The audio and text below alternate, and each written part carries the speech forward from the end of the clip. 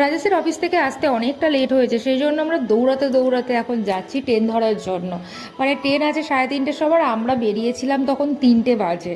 মানে ট্রেনে উঠে আমরা সিট খুঁজছি, তারপরেই ট্রেনটা ছেড়ে দিয়েছে। আর আমরা যাচ্ছি তারাপীঠে, কালকে আছে তাতানের বার্থডে, ও আজকে আমরা যাচ্ছি তারাপীঠ। বাইরেটা দেখো কত সুন্দর লাগছে, কি সুন্দর সেই পড়ন্ত বিকেল, দেখতে দেখতেই সন্ধে। দুজনে ভীষণ বিরক্ত হচ্ছিল। তারপরেই আসে ঝালমুড়ি। ঝালমুড়ি আসলেই তো ওরা হয় ট্রেনে আগে ঝালমুড়ি কিনি, কারণ আর এর সাথে না একটা নারকেলের টুকরো দেয়, এই যে ভীষণ ভালো লাগে। আর এই ঝালমুড়ি খেতে খেতেই তারপরে তার সাথে বাউল গান।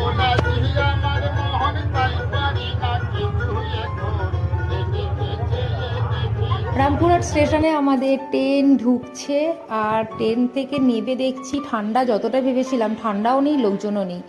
লোকজন আছে কিনা সেটা দেখা যাবে কালকে ভোরে যখন পুজো দিতে যাব। এই হলো রামপুরহাট স্টেশন। তারপরে আমরা মানে ফাঁকা মাঠের উপর দিয়ে চললাম মা তারার কাছে, এসে সেই গেট।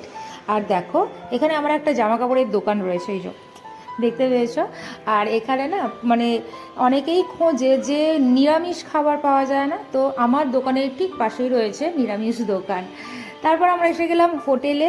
হোটেলটা মোটামুটি ভালোই ছিল, 500 টাকা এত সুন্দর একটা আমরা রুম পেয়েছি, তার সঙ্গে সাথে রয়েছে গিজার। আর আজকে আমরা যাব না মায়ের দর্শনে, কারণ অনেকটা লেট হয়ে গেছে, এখন 9টা বাজে, হয়তো বন্ধ হয়ে গেছে। তো এখন ডিনার টিনার সেরে ঘুমিয়ে পড়বো, কালকে ভোরবেলা উঠে পুজো দিতে যাবো।